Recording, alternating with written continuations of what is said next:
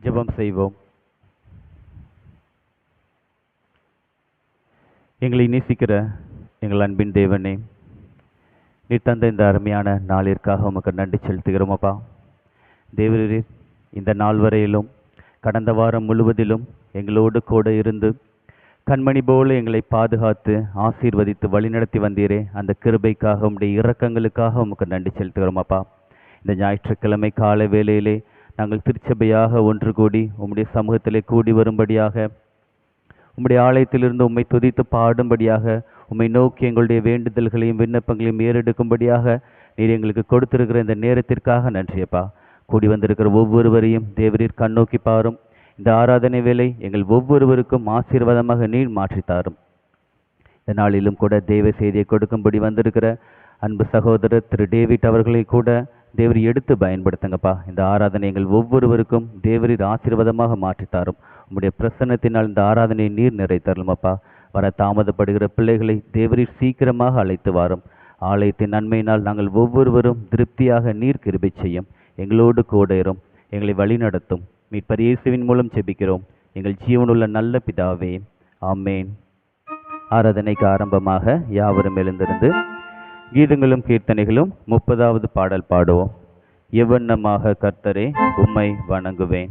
கீதங்களும் கீர்த்தனைகளும் 30வது பாடல்.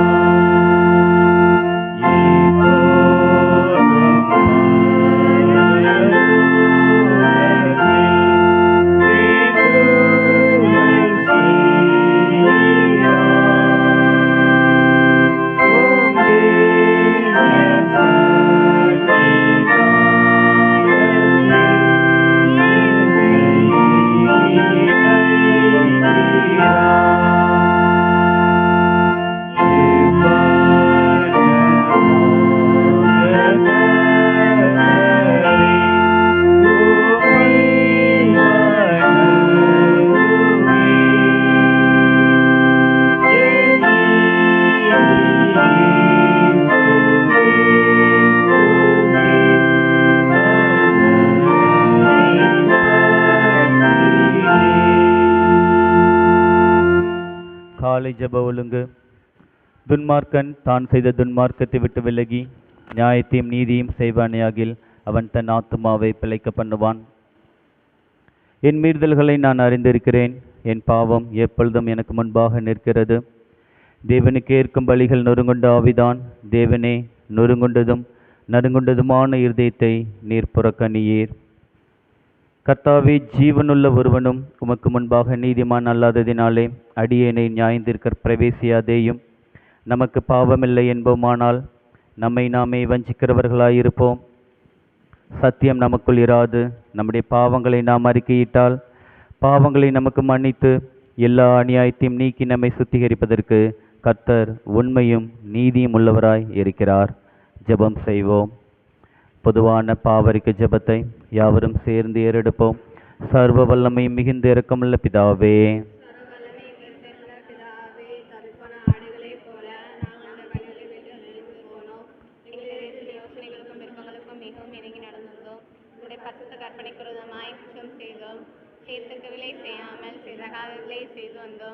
எங்களுக்கு சுகமே இல்லை, ஆனாலும்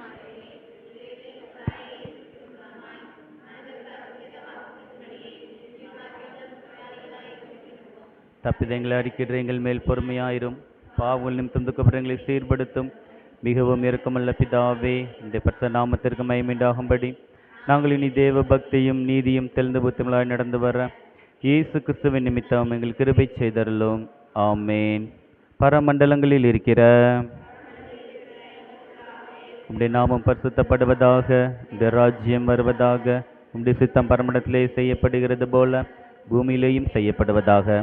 அன்றன்றுள்ள எங்கள் அப்பத்தை எங்களுக்கு தாரும். எங்களுக்கு விரதமாய் குற்றம் செய்கிறவர்களுக்கு நாங்கள் மன்னிக்கிறது போல எங்கள் குற்றங்களை எங்களுக்கு மன்னியும். எங்களை சோதனைக்குள் பிரவேசிக்க பண்ணாமல் தீமையிலிருந்து எங்களை ரட்சித்துக் கொள்ளும். வல்லமையும் மகிமையும் என்றென்றைக்கும் உடையவைகளே. ஆமேன். ஆண்டவரே, எங்கள் உதடுகளை திறந்தருளும்.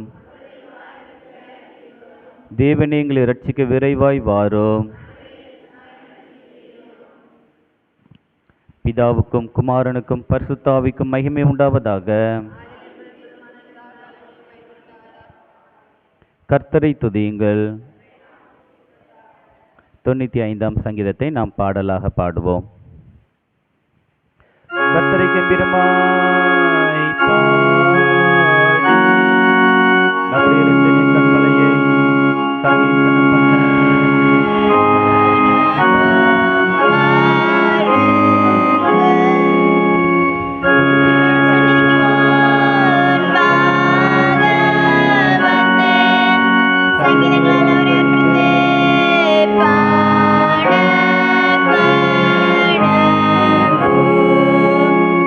Padre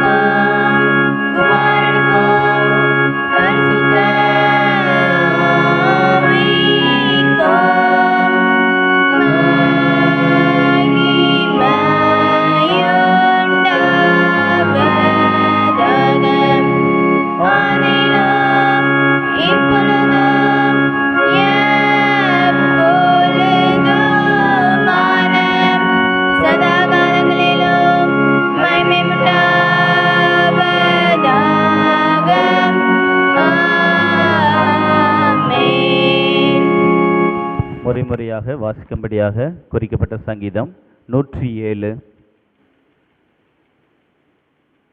சங்கீதம் 107 1ஆம் வசனம் முதல் 22ஆம் வசனம் முடிய. கர்த்தரை துதியுங்கள், அவர் நல்லவர், அவர் கிருபை என்றும் உள்ளது. கர்த்தரால் சத்ருவின் கைக்கு நீங்களாக்கி மீட்கப்பட்டு கிழக்கிலும் மேற்கிலும் வடக்கிலும் தெற்கிலும் உள்ள பல தேசங்களிலும் இருந்து சேர்க்கப்பட்டவர்கள் அப்படி சொல்ல கடவர்கள். அவர்கள் தாபனிக்கும் ஊரை காணாமல் வனாந்திரத்திலே அவாந்திர வழியாய் பசியாகவும் தாகமாகவும் ஆத்துமா தோய்ந்ததாகவும் அலைந்து திரிந்தார்கள். தங்கள் ஆபத்திலே கர்த்தரை நோக்கி கூப்பிட்டார்கள். அவர்கள் இக்கட்டுகளில் இருந்து அவர்களை விடுவித்தார். தாபரிக்கும் ஊருக்கு போய் சேர அவர்களை செவ்வையான வழியிலே நடத்தினார். கவனமுள்ள ஆத்மாவை கர்த்தர் திருப்தியாக்கி பசியுள்ள ஆத்மாவை நன்மையினால் நிரப்புகிறார் என்று.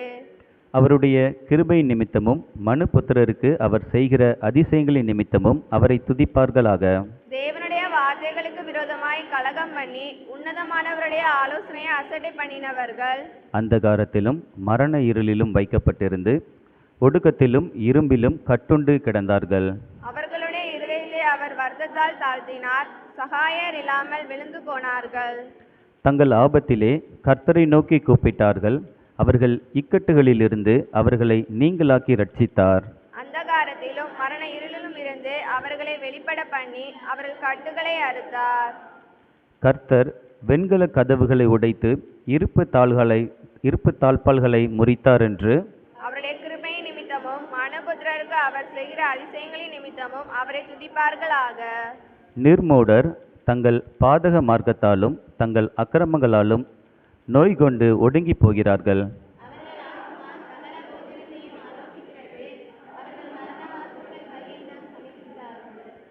தங்கள் ஆபத்திலே கர்த்தரை நோக்கி கூப்பிடுகிறார்கள். அவர்கள் இக்கட்டுகளுக்கு அவர்களை நீங்களாக்கி ரட்சிக்கிறார். அவர் தமது வசனத்தை அனுப்பி அவர்களை குணமாக்கி அவர்களை அழிவுக்கு தப்புவிக்கிறார். அவர்கள் கர்த்தரை அவருடைய கிருபை நிமித்தமும் மனுபுத்திரருக்கு அவர் செய்கிற அதிசயங்களின் நிமித்தமும் துதித்து பலிகளை செலுத்தி அவருடைய கிரியைகளை ஆனந்த சத்தத்தோடு விவரிப்பார்களாக.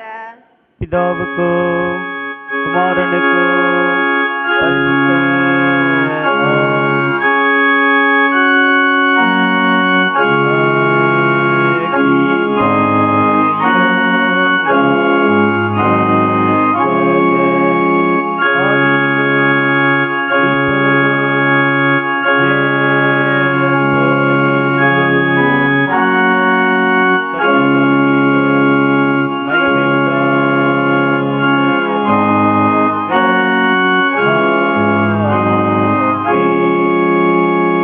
சபையார் உட்காருவோம். முதலாவது வேத பாடம் வாசிக்க கேட்போம்.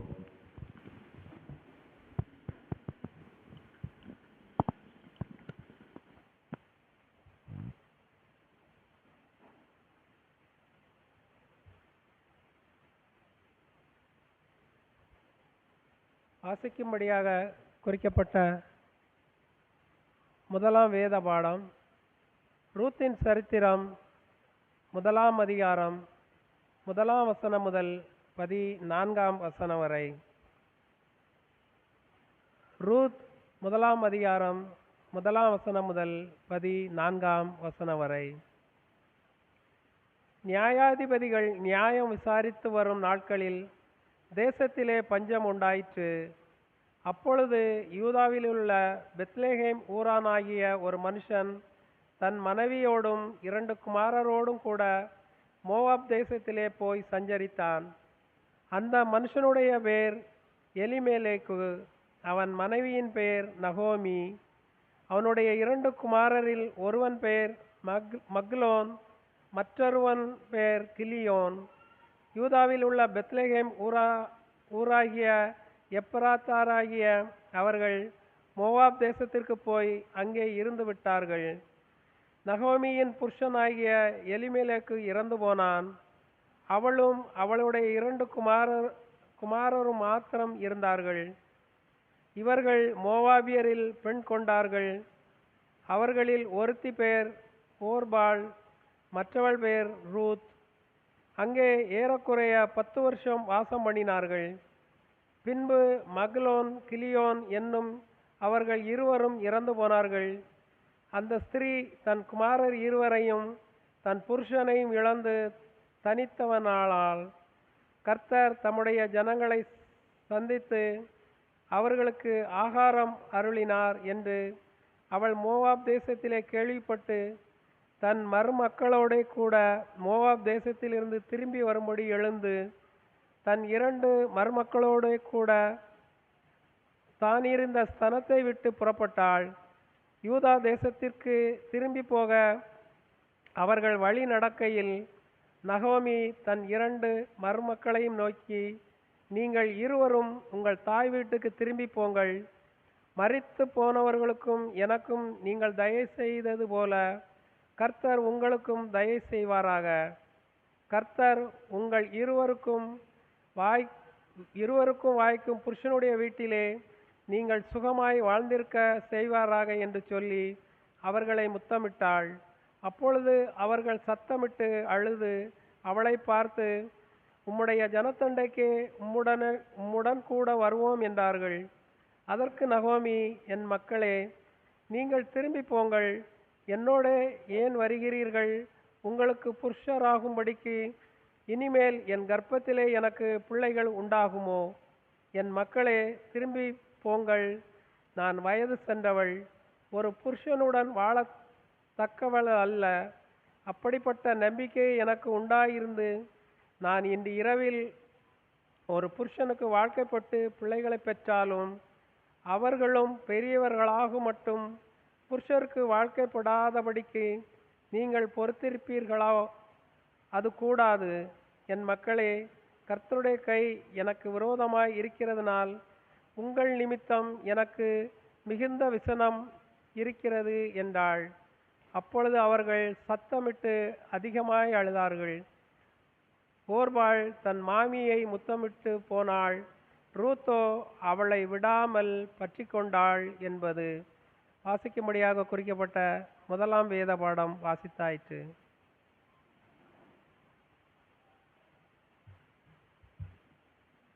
சபையார் யாவரும் எழுந்திருந்து தேவனை உம்மை துதிக்கிறோம் என்ற கீதத்தை நாம் முறையாக வாசிப்போம். தேவனை உம்மை துதிக்கிறோம், உம்மை கர்த்தர் என்று பிரஸ்தாபப்படுத்துகிறோம். தேவதூதர் அனைவரும் பரமண்டலங்களும் அவைகளிலுள்ள அதிகாரங்கள் அனைத்தும் கேருபீன்களும் சேராபீன்களும் தேவரை ஓயாமல் புகழ்ந்து போற்றி. சேனைகளின் தேவனாகிய கர்த்தரே, நீர் பரிசுத்தர், பரிசுத்தர், பரிசுத்தர். அப்போஸ்தலராகிய மாட்சிமை பொருந்திய கூட்டம் உம்மை போற்றும். தீர்க்கதரிசிகளாய சிறப்புள்ள சங்கம் உம்மை போற்றும்.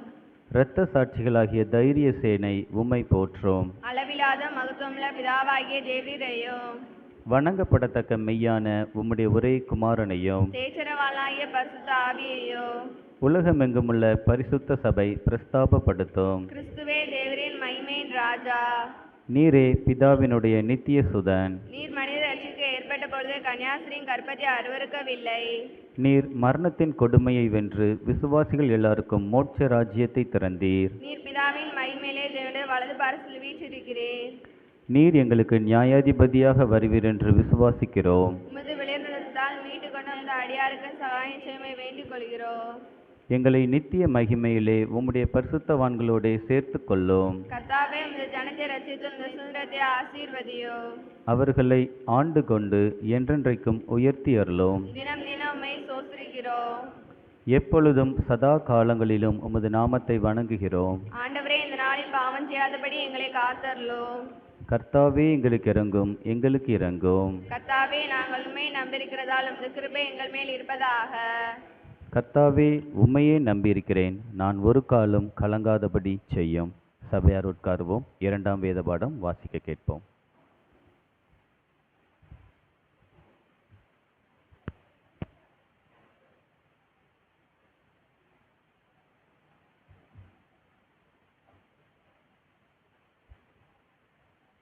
வாசிக்க வேண்டிய 2ஆம் வேத பாடம் யாக்கோபு 5ஆம் அதிகாரம் 13 முதல் அதிகாரம் முடிய. யாக்கோபு 5ஆம் அதிகாரம் 13 முதல் 20ஆம் வசனம் வரை. உங்களில் ஒருவன் துன்பப்பட்டால் ஜெபம் பண்ண கடவன். ஒருவன் மகிழ்ச்சியாயிருந்தால் சங்கீதம் பாட கடவன். உங்களில் ஒருவன் வியாதிப்பட்டால் அவன் சபையின் மூப்பர்களை வரவழைப்பானாக. அவர்கள் கர்த்தருடைய நாமத்தினாலே அவனுக்கு எண்ணெய் பூசி அவனுக்காக ஜெபம் பண்ண கடவர்கள். அப்பொழுது விசுவாசமுள்ள ஜெபம் பிணியாணிகளை இரட்சிக்கும். கர்த்தர் அவனை எழுப்புவார். அவன் பாவம் செய்தவனானால் அது அவனுக்கு மன்னிக்கப்படும். நீங்கள் சொஸ்தமடையும்படிக்கு உங்கள் குற்றங்களை ஒருவருக்கொருவர் அறிக்கையிட்டு ஒருவருக்காக ஒருவர் ஜெபம் பண்ணுங்கள். நீதிமான் செய்யும் ஊக்கமான வேண்டுதல் மிகவும் பலனுள்ளதாயிருக்கிறது.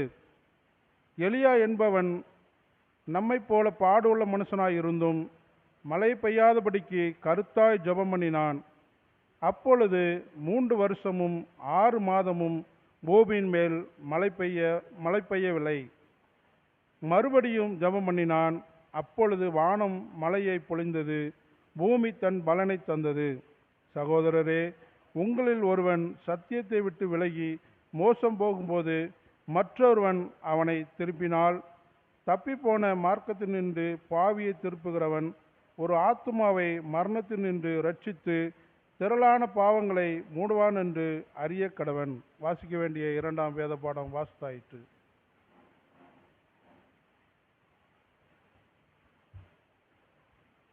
சபையார் யாவரும் எழுந்திருந்து 100வது சங்கீதத்தை நாம் முறையாக வாசிப்போம்.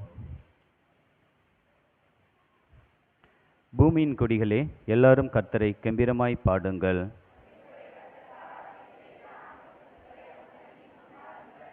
கர்த்தரே தேவனென்று அறியுங்கள். நாம் அல்ல, அவரே நம்மை உண்டாக்கினார்.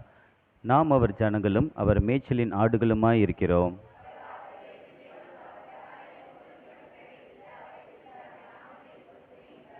கர்த்தர் நல்லவர், அவருடைய கிருபை என்றென்றைக்கும், அவருடைய உண்மை தலைமுறை தலைமுறைக்கும் உள்ளது.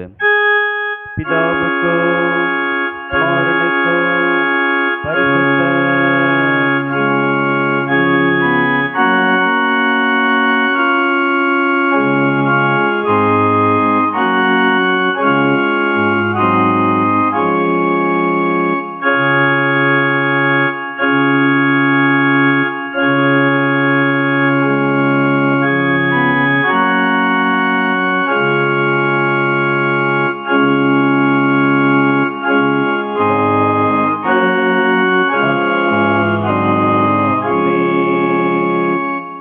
விசுவாசத்தை அறிக்கை செய்வோம். வானத்தையும் பூமியையும் படைத்த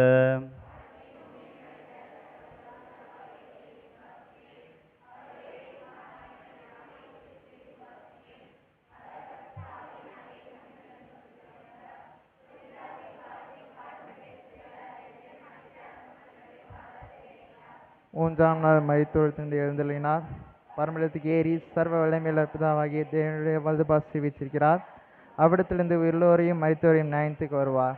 பசுத்தாவையும் விசுவாசிக்கிறேன். பொதுவாயிருக்கிற பசுத்த சபையும் பசுத்தவான்களுடைய ஐக்கியமும் பாவ மன்னிப்பும் சரீர உயிர்த்தெழுதும் நித்திய ஜீவனம் உண்டு என்று விசுவாசிக்கிறேன். ஆமென். கர்த்தர் உங்களோடு இருப்பாராக. ஜெபம் பண்ண கடவோம். கர்த்தாவே எங்களுக்கு இறங்கும். கர்த்தாவே எங்களுக்கு இறங்கும். பரமண்டலங்களில் இருக்கிற எங்கள் பிதாவே, நாம் புஸ்தப்படுவதாக, உடைய ராஜ்யம் வருவதாக, விசுத்தம் பரமண்டலத்திலே செய்யும். அந்த அப்பத்தை எங்களுக்கு இன்று தாரும். எங்களுக்கு விரோதமாய் குற்றம் செய்வதற்கு நாங்கள் மன்னிக்கிறது போல எங்கள் குற்றங்களை எங்களுக்கு மன்னியும். எங்களை சோதனைக்கு பிரவேசிக்கப்படாமல் தீமை எங்களை ரட்சித்துக் கொள்ளும். ஆமென். கர்த்தாவே, உடைய இரக்கத்தை எங்களுக்கு காண்பியும். உடைய பணிவிடைக்காரருக்கு நீதியை தரிப்பியும். கர்த்தாவே, உடைய ஜனத்தை இரட்சியும். கர்த்தாவே, எங்கள் காலத்தில் சமாதானத்தை கட்டளையிடும். பராபரனே, எங்கள் இருதயத்தை சுத்திகரியும். திருத்துவத்துக்கு பின் 18ஆம் ஞாயிறு சுகஜபம். திருத்துவத்திற்கு பின் 18ஆம் ஞாயிற்கான சுகஜபம். மருத்துவ ஞாயிறு. சுகம் தரும் தெய்வமே, நானே உன் பரிகாரியாக கர்த்தர் என்று வாக்கு தந்தவரே, யெகோவா ராஃபா உம்மை போற்றுகிறோம். உமது இரக்கத்திற்காகவும் கிருபைக்காகவும் நன்றி செலுத்துகிறோம். பாவ சாபத்தினால் வரும் தீவினைகளையும் பிசாசின் போராட்டங்களையும் எங்களை விட்டு அகற்றி உமது குமாரனும் மீட்பருமாகிய இயேசு கிறிஸ்துவின் உயிரத்தினால் குணமாக்கும். எங்கள் உடலில் உள்ளத்திலும் இருக்கிற பலவீனங்களுக்காக மஞ்சாதி ஜெபிக்கும் அனுபவங்களை எங்களுக்கு தந்து இரட்சகரின் தரும்புகளால் குணமாக்கியறல வேண்டும் என்று இயேசு கிறிஸ்துவின் மூலமாய் உம்மிடத்தில் மன்றாடுகிறோம். சமாதானத்துக்கு காரணரும் ஏக சிந்தையை விரும்புகிறவருமாகிய தேவனே, உம்மை அறிவதை நித்திய ஜீவன், உம்மை சேவிப்பதை மெய் சுயாதீனம்.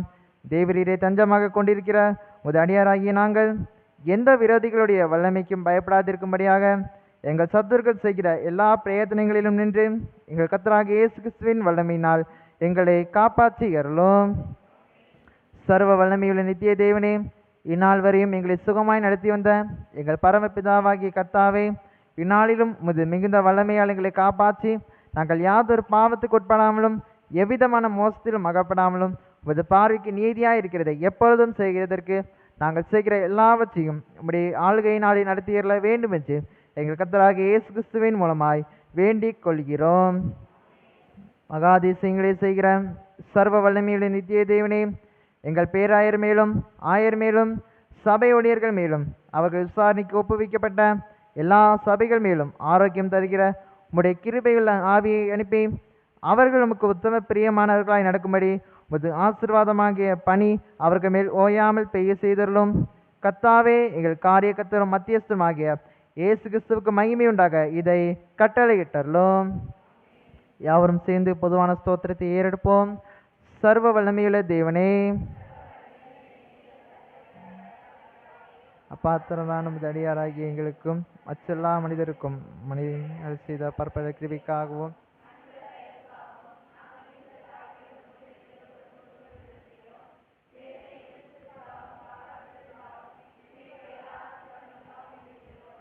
விசேஷமாக எங்கள் கர்த்தராகிய இயேசு கிறிஸ்துவினாலே உலகத்தை மீட்டு கொண்ட விளமையாதும் அன்புக்காகவும் கிருபை எத்தனைகளுக்காகவும் மகிமையடைவோம் என்ற நம்பிக்கையாகவும் சோத்திரம் செலுத்துகிறோம். நாங்கள் உண்மையாய் நன்றி அறிந்த இதயமுள்ளவர்களுக்கும் எங்களுடைய உமது ஊழியத்துக்கு ஒப்பு கொடுத்து எங்கள் வாழ்நாளெல்லாம் உமக்கு முன்பாக பசுத்தும் நீதி உள்ளவர்களாய் நடக்கவும், எங்கள் வாக்கினாலேயும் மாத்திரமல்ல எங்கள் நடக்கையினாலேயும் உமது புகழை பிரஸ்தாபப்படுத்தவும் தேவரி செய்த உபகாரங்கள் எல்லாவற்றையும் உணர்ந்து கொள்ளும் உணவை எங்களுக்கு அருளி செய்ய வேண்டும் என்று எங்கள் கர்த்தராகிய இயேசு கிறிஸ்துவின் மூலமாக வேண்டிக் கொள்கிறோம். அவருக்கும் தேவிக்கும் பசுத்தாவிக்கும் எல்லா மேன்மையும் மகிமையும் சதாகளையும் உண்டாவதாக. ஆமென். இத்தருணத்தை ஒருமனப்பட்டு உம்மை நோக்கி எங்கள் பொதுவான விண்ணப்பங்களை செய்ய எங்களுக்கு கிருபை அளித்த சர்வ வல்லமையுள்ள தேவனே, 2 பேராவது 3 பேராவது என் நாமத்தினாலே கூடி வரும் பொழுது அவர்கள் கேட்கிறவைகளை அள்ளி செய்வேன் என்று வாக்கருளி இருக்கிறீரே.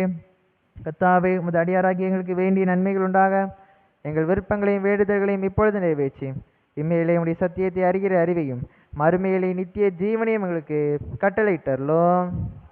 தயவுசெய்து உட்காருங்கள். இப்பொழுது சிறு பிள்ளைகள் திருவசனம் சொல்வார்கள். குணமாகுதல். அவர் தமது வசனத்தை அனுப்பி அவர்களை குணமாக்கி அவர்களை அழிவுக்கு தப்புவிக்கிறார். 120 வசனம்.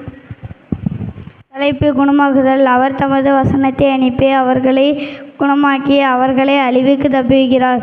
107 சங்கீதம் 20 வசனம்.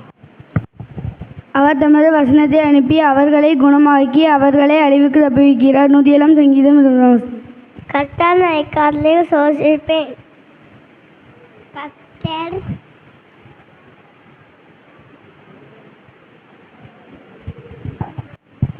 கர்த்தர் என்னை மேய்ப்பினாய்.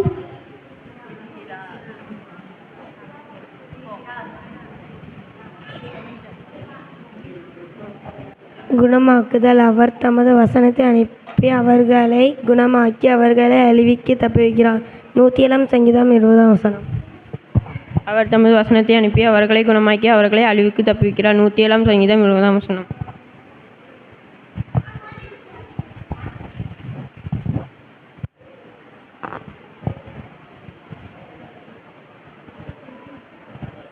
அவர் தமது வசனத்தை அனுப்பி அவர்களை குணமாக்கி அவர்களை அழிவுக்கு தப்புவிக்கிறார்.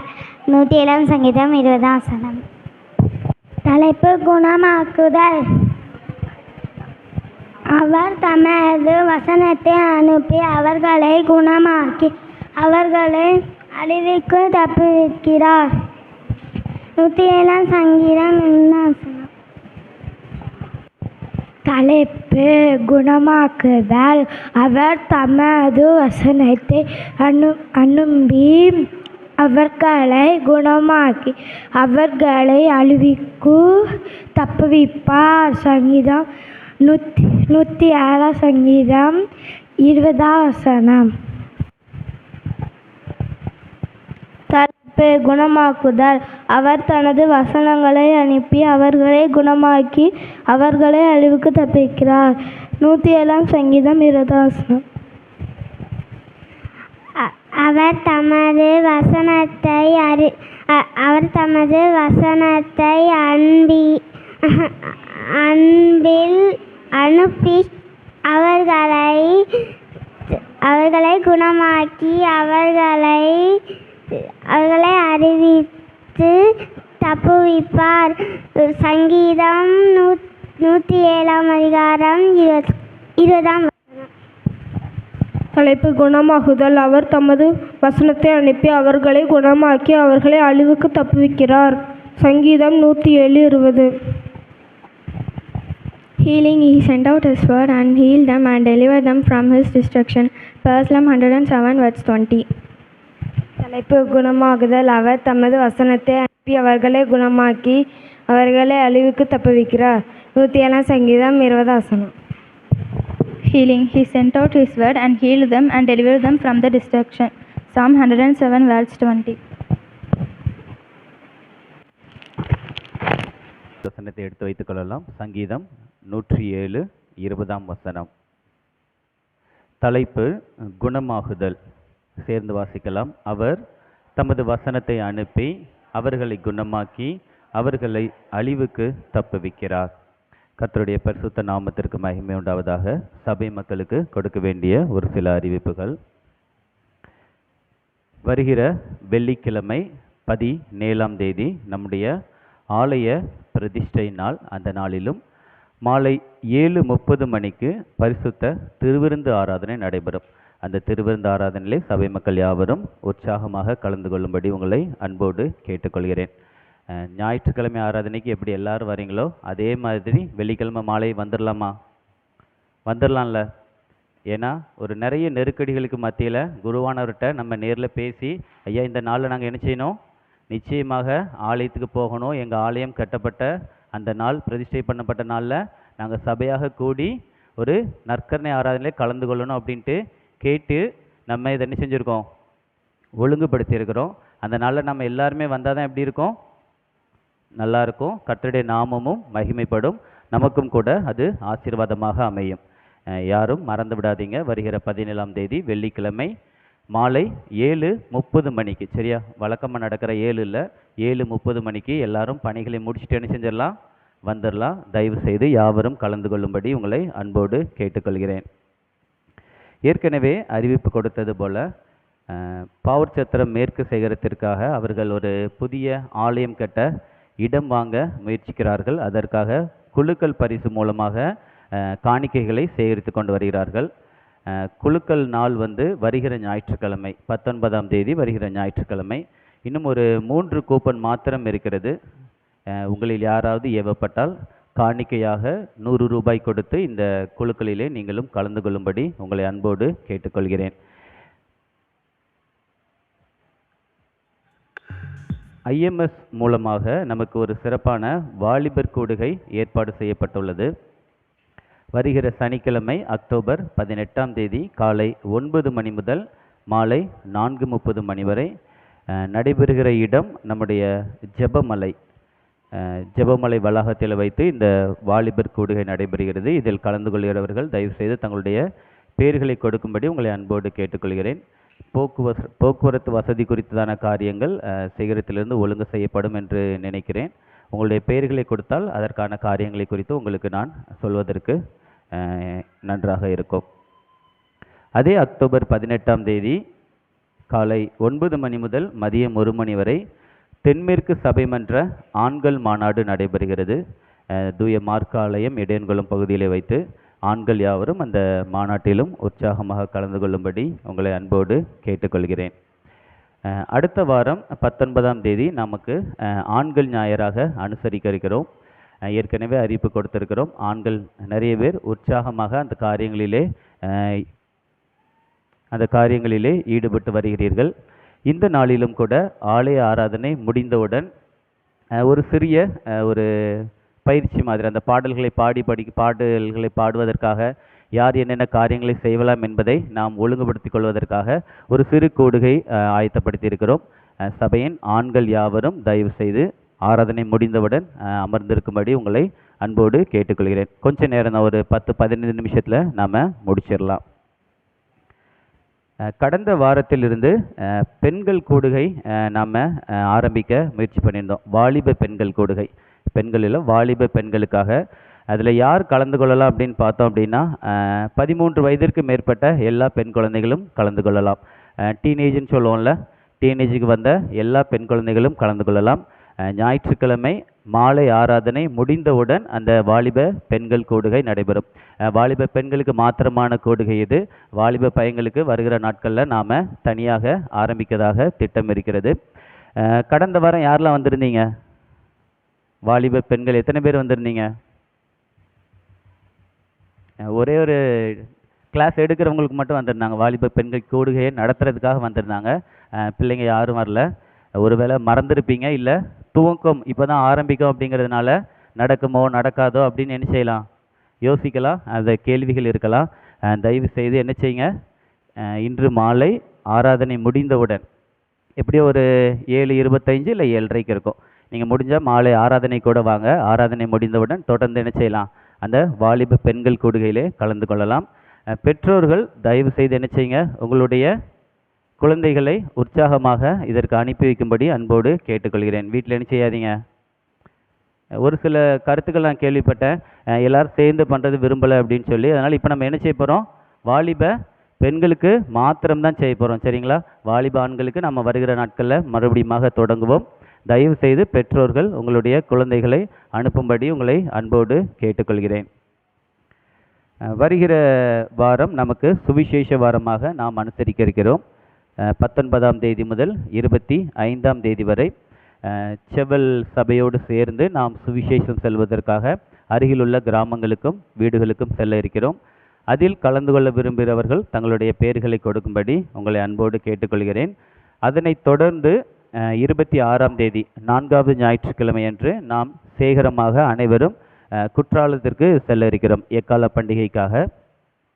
அந்த பயணத்திலும் கலந்து கொள்ள விரும்புகிறவர்கள் உங்களுடைய பெயர்களை கொடுக்கும்படி உங்களை அன்போடு கேட்டுக்கொள்கிறேன். காலையில் ஒரு 7 மணிக்கு கல்மடத்திலிருந்து எல்லா திருச்சபைகளும் ஒன்றாக புறப்பட வேண்டும். காலை உணவு நாம் சாப்பிட்டு வந்துடணும், இல்லை கையிலே கொண்டு வந்துடுங்க, போகிற வழியில் சாப்பிட்டுக்கலாம். மதிய உணவு அங்கே கொடுக்கப்படும். மாலை தேநீர் எல்லாமே அங்கே கொடுக்கப்படும். காலையில் அங்கே ஒரு நற்கருணை ஆராதனை ஏற்பாடு செய்திருக்கிறார்கள். அதற்கப்புறம் நமக்கு ஃப்ரீ டைம் தான், இடங்களை சுற்றி பார்க்கலாம். மதிய உணவு சாப்பிட்ட பிறகும் ஃப்ரீ டைம் தான். அப்புறம் மாலையில் மட்டும் ஒரு சந்தியா தியானம் ஏற்பாடு செய்திருக்கிறார்கள். அதை முடிச்சுட்டு நம்ம தேநீர் அருந்துவிட்டு வீடுகளுக்கு திரும்பலாம்.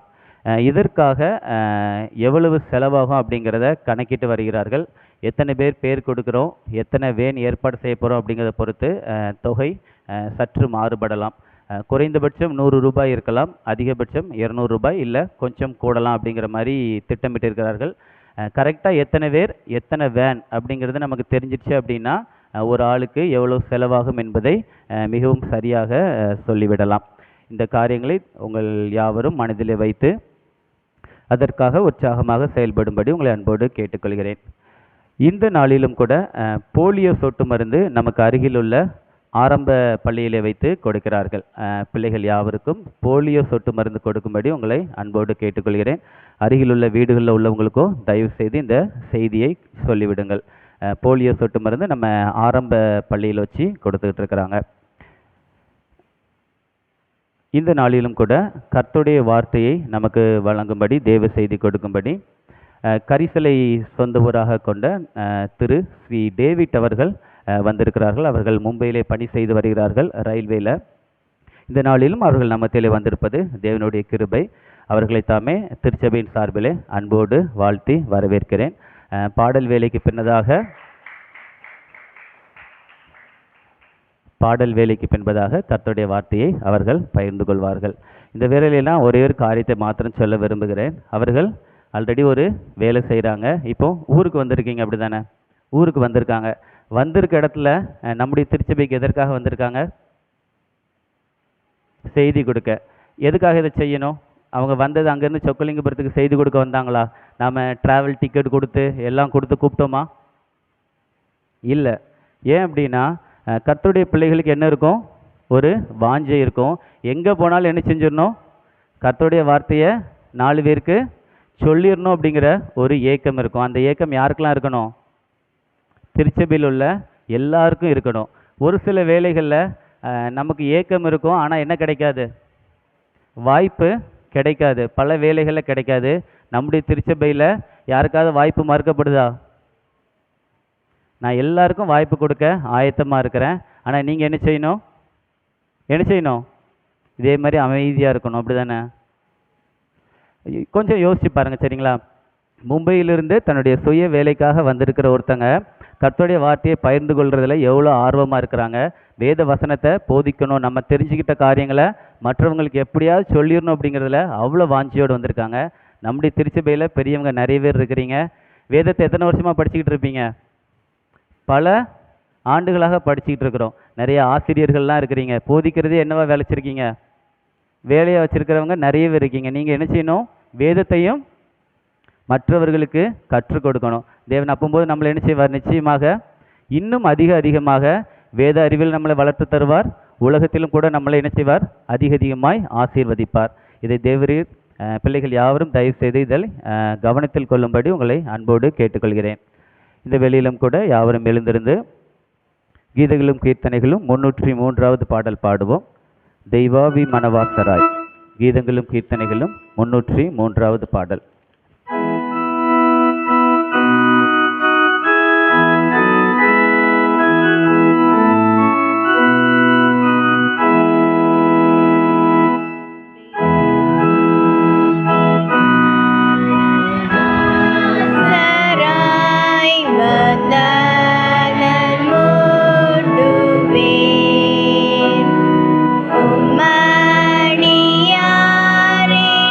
உம்மடியாரினுள்ளத்தில்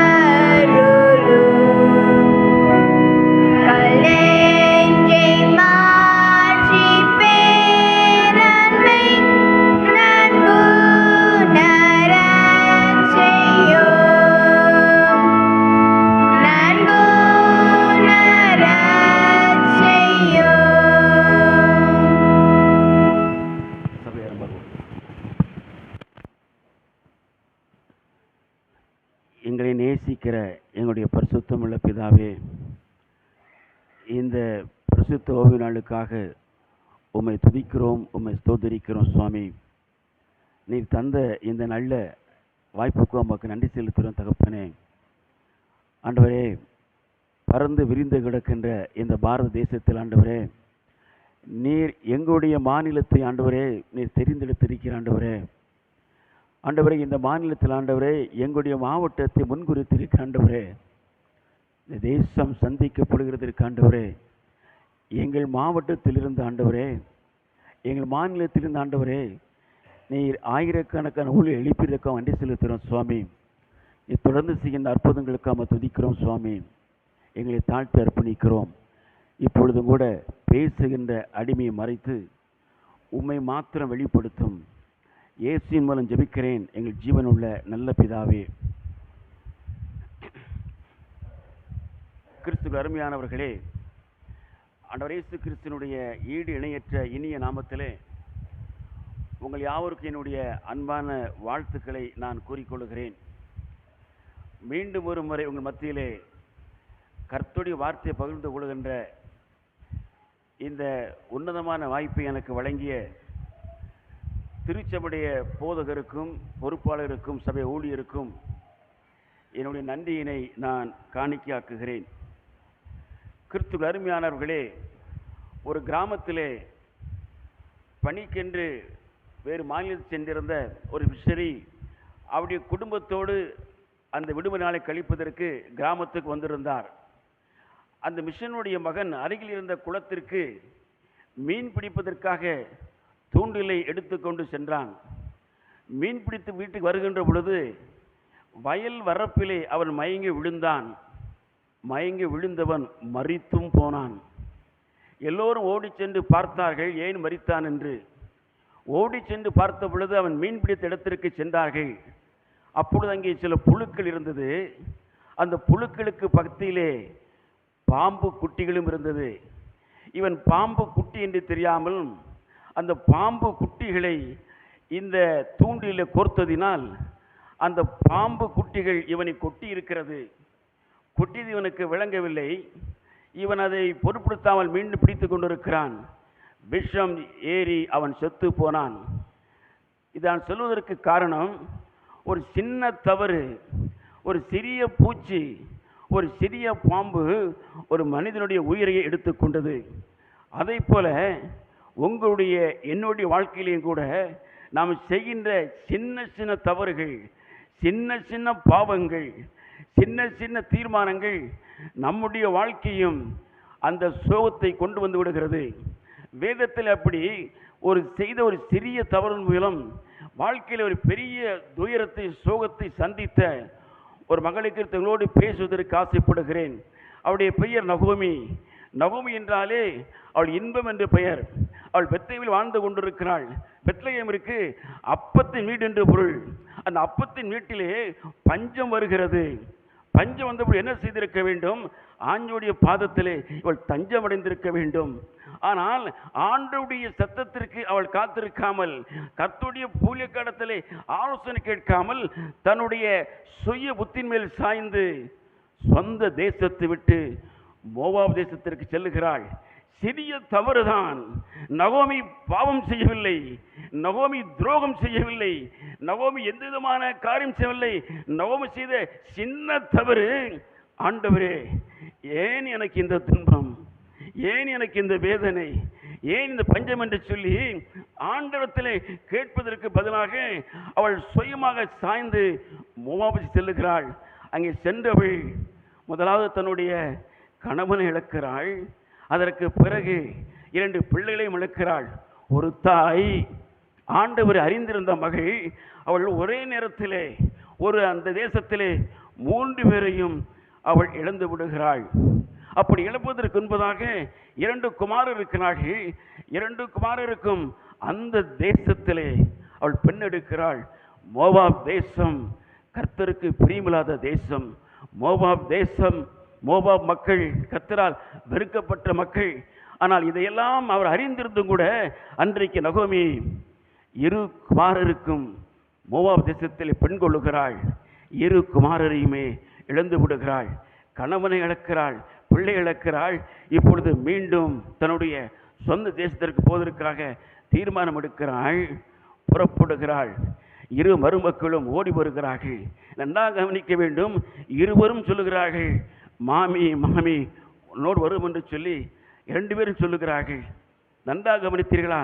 இருவருமே பிள்ளைகள் இல்லாதவர்கள், இருவருமே கணவனை இழந்தவர்கள், இருவருமே கைம்பெண்கள், 2 பேருக்குமே மாமனார் இல்லை. இருவருமே சொல்லுகிறார்கள், மாமியாரை பார்த்து உன்னோடு வருகிறோம் என்று சொன்ன பொழுது மாமியார் சொல்லுகிறாள், நீங்கள் வர வேண்டாம், என்னிடத்திலே ஒன்றுமில்லை என்று சொன்ன பொழுது ஓர்பாளாகிய ஒருத்தி திரும்பி சென்று விடுகிறாள். ரூத் சொல்லுகிறாள், உன்னோடு நான் வருவேன் என்று சொல்லுகிறாள். கிறிஸ்து அருமையானவர்களே, இதை கேட்டுக்கொண்டிருக்கிற தாயே தகப்பனே, ஓர்பாளையும் பார்க்கிறீர்கள், ரூத்தையும் பார்க்கிறீர்கள். 2 பேரும் ஒரே குடும்பத்திற்கு மருமகளாக சென்றிருக்கிறார்கள். 2 பேரும் ஒரே குடும்பத்தில் வாழ்க்கைப்பட்டிருக்கிறார்கள். 2 பேருக்கும் எல்லாம் ஒன்றாக நிகழ்கிறது. 2 பேரும் கைமண்கள், 2 பேரையும் சொல்லுகிறார்கள். ஆனால் ஓர்பாள் வீட்டுக்கு போய் விடுகிறாள். ரூத் சொல்லுகிறாள், அதை நினைக்க வேண்டாம், உன் ஜனம் என் ஜனம், உன் தெய்வம் என் தெய்வம் என்று சொல்லுகிறாள். இதில் யாருடைய தீர்மானம் உறைந்தென்று கருதுகின்றீர்கள்? யாருடைய தீர்மானம் சிறந்தென்று கருதுகிறீர்கள்? ரூத்தா ஓர்பாளா? ரூத் இல்லையா? ஓர்பாள். ஓர்பாள் அன்றைக்கு செய்தது ஏதாவது தவறு சொல்ல முடியுமா? இல்லை. அவளுடைய கணவன் இல்லை, மாமியாரத்தில் ஒன்றுமில்லை, அவள் வேண்டாம் என்று சொல்லுகிறாள். அன்றைக்கு ஓர்பாள் அந்த நகமுடைய பேச்சை கேட்டு வீட்டுக்கு சென்றதிலே எந்த தவறும் இல்லை. ஒருவேளை அவருடைய பெற்றோர் ஒரு மணமகனை பார்த்து மணமுடித்து கொடுத்திருக்கலாம், அவளுக்கு ஒரு குடும்ப வாழ்க்கை அமைந்திருக்கலாம், பிள்ளைகள் பெற்றிருக்கலாம், இது நியாயமானது தான். ஆனால் ரூத்தை பார்த்து எல்லோரும் பைத்தியம் என்று சொல்லுவார்கள், சொல்லி இருப்பார்கள். இவளுக்கு பைத்தியம் பிடித்து விட்டது, இவளுக்கோ கணவன் இல்லை, அந்நிய தேசத்திற்கு போகிறாள். மாமியார் சொல்லுகிறாள், நான் வெறுமை என்று சொல்லுகிறாள். வெறுமையான இடத்திலே அன்றைக்கு ரூத்து சென்றதை இந்த உலகம் கேலி செய்திருக்கும், இந்த உலகம் பரிகசித்திருக்கும். ஆனால் நடந்த என்ன தெரியுமா? ரூத்தின் பெயரால் ஒரு புத்தகம் இருக்கிறது. அந்த புத்தகத்தில் தான் ஓர்பாளுடைய பெயர் வருகிறதையா?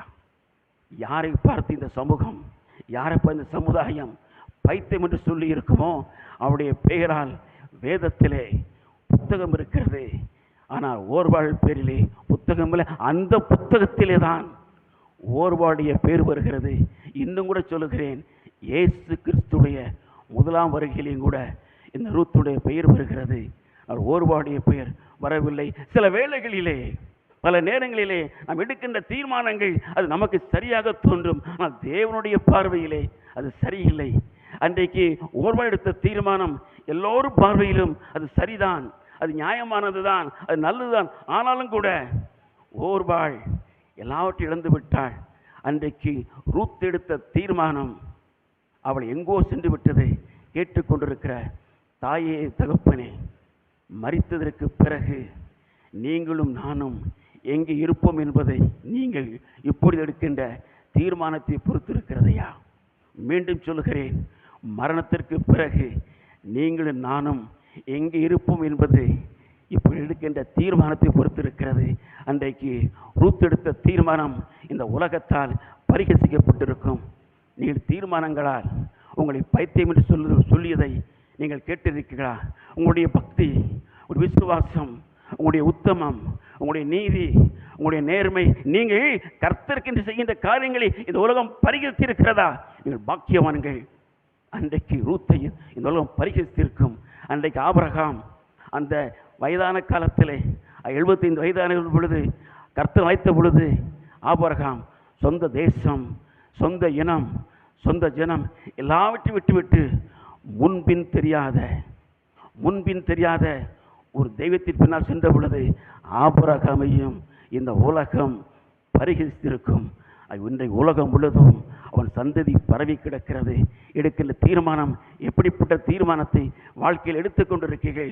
சூழ்நிலை ரூத்துக்கு சரியில்லை தான், மாமியார் சரியில்லை தான், மாமியார் வாய் என்று சொல்லவில்லை தான். ஆனாலும் கூட ரூத்து மாமியார் பின்னாலே செல்லுகிறாள். இப்படி சென்ற அந்த ரூத்தை பார்த்து மாமியார் என்ன சொல்லியிருக்க வேண்டும்? வித்து போயிட்டாங்க. எல்லாரும் ரூத்தையும் பார்க்குறாங்க, நகோமியும் பார்க்குறாங்க. நகோமி என்ன சொல்லியிருக்க வேண்டும்? இவள் என் மருமகள், இவள் என் மருமகள், இவளுடைய பெயர் ரூத்து, என் மகன் மக்லோன் அவனுடைய மனைவி என்று சொல்லி இருக்க வேண்டும்.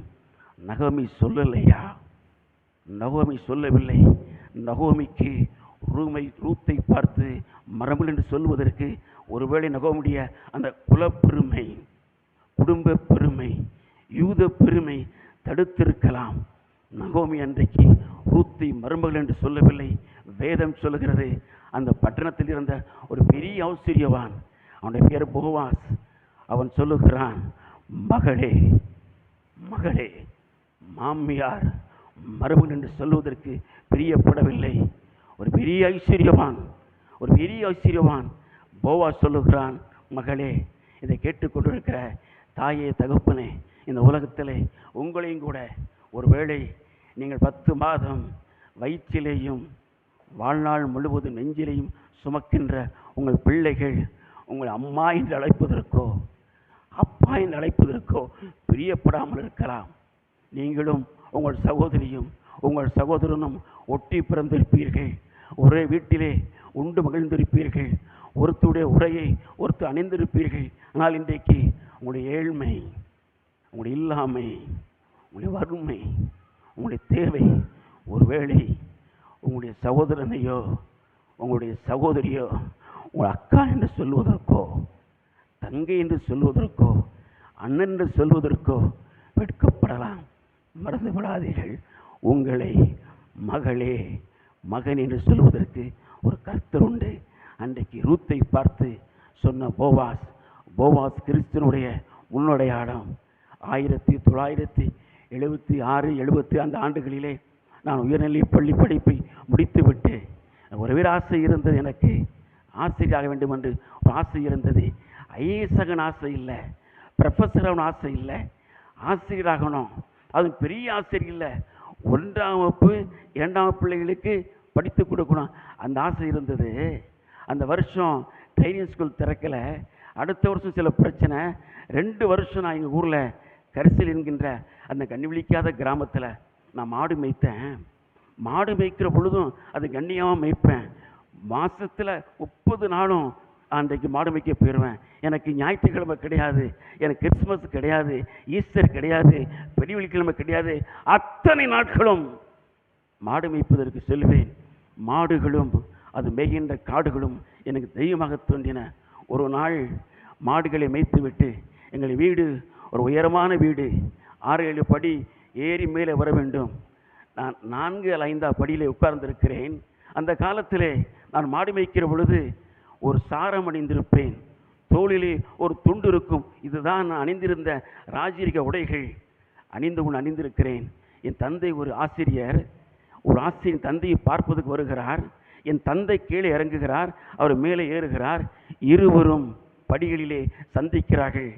அந்த ஆசிரியர் கேட்டார், என்ன சார் இது உங்கள் மாடு மேய்க்கிற பையனான்னு கேட்டார். எங்கள் அப்பா என்ன சொல்லியிருப்பார் நீ நினைக்கிறீங்க? இல்லை, என் மகன் சொல்லியிருப்பாங்கன்னு நினைக்கிறீங்களா? அப்படி சொல்லலை. என் தந்தை சொன்ன வார்த்தை, ஆம், பெற்ற பிள்ளை என்று சொல்வதற்கு பிரியப்படாத அளவுக்கு அசுத்தமாக, அசிங்கமாக, அழுக்காக, அலங்கோலமாக இருந்த ஒருவன் தான் உங்கள் முன்னால் நின்று கொண்டிருக்கிறேன். தகப்பன் பிள்ளை என்று சொல்வதற்கு பிரியப்படவில்லையா? அப்படி வைத்துக் கொள்ளுங்கள்.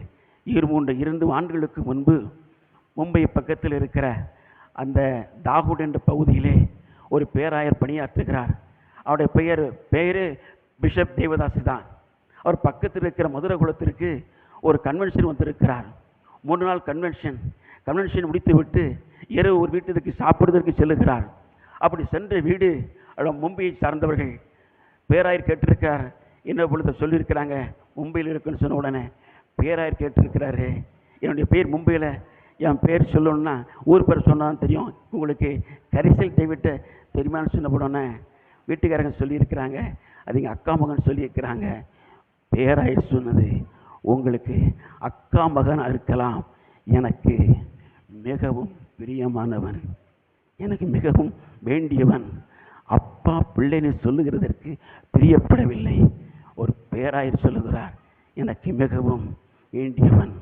ஒரு நாள் மத்தியான வேளையிலே நான் உணவறிந்து விட்டு முதல் தளத்தில் இருக்கிற அந்த கட்டிடத்தில் என்னுடைய பழைய நண்பர்களை பார்ப்பதற்கு போயிருந்தேன். எல்லோரும் என்னை கூப்பிட்டாங்க. டேவிட் ஒரு நிமிஷம் சொன்னாங்க, டேவிட் ஒரு நிமிஷம் சொன்னாங்க. எதுக்குன்னு தெரியல, எல்லார்ட்டையும் போனேன். எல்லாரும் ஒன்றேன்னு சொன்னாங்க. என்ன சொன்னாங்க தெரியுமா? இன்றைக்கு பகல் வேளையில் உன்னுடைய ஆஃபீஸர் தான் எங்களுக்கு ட்ரைனிங் எடுத்தார், ட்ரைனிங் எடுக்கச்சில உன்னை பற்றி சொன்னாருன்னு சொன்னாங்கய்யா. மும்பையில் இந்திய துணைக்கண்டத்தினுடைய பெரிய நகரம், அதில் இருக்கிற ஒரு பெரிய அலுவலகம், அந்த அலுவலகத்தில் ஒரு அதிகாரி சொன்னாங்க, உன்னை பற்றி தான் சொன்னார்னு சொன்னாங்க. நான் கேட்டேன், என்ன சொன்னார்னு கேட்டேன். அவங்க சொன்னாங்க, எல்லாரும் விஜிலன்ஸ் டிபார்ட்மெண்ட்டை ஊழல்னு சொல்கிறாங்க. என்கிட்ட டேவிட் ஒரு கிறிஸ்தவன், நன்றாக கவனிக்க வேண்டும். டேவிட்ங்கிற கிறிஸ்தவன் விஜிலன்ஸ் இன்ஸ்பெக்டராக இருக்கிறான். அவன் இருக்கிற வரையிலே நான் விஜிலன்ஸ் டிபார்ட்மெண்ட்டை ஊழல்னு சொன்னால் ஒத்துக்கொள்ள மாட்டேன்னு சொன்னாரியா. ஆயர் பிரியப்படுகிறார், பேராயர் பிரியப்படுகிறார், அதிகாரி பிரியப்படுகிறார். கேட்டுக்கொண்டிருக்கிற தாயே தகப்பனே, உங்களையும் கூட இந்த உலகத்திலே உங்களுடைய உறவுகளை சொல்வதற்கு இந்த உலகம் பிரியப்படாமல் இருக்கலாம்.